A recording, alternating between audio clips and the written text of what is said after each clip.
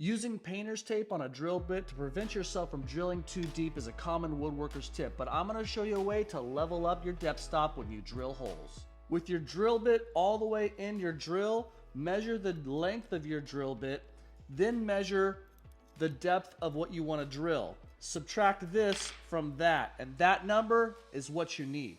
Cut a square piece of wood and make your mark, and that's what you're going to cut off. For me, in this instance, it's 2 5/16. Find and mark the center of that cut off end. A drill press is the ideal tool for this job. You're going to drill all the way through that hole. You can hold or clamp this to the piece that you need to drill in, and it will go the exact depth you need. But wait, there's one more thing.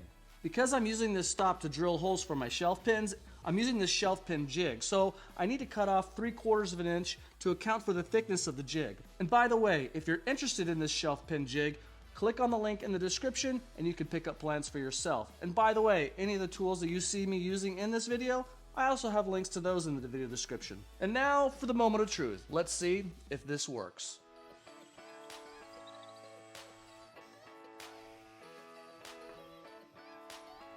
Fits like a glove, and you really can't ask for much more than that.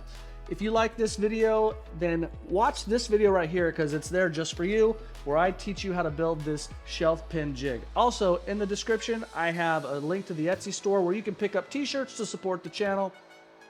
And that's pretty much it. Subscribe, like, I'll see you on the next one.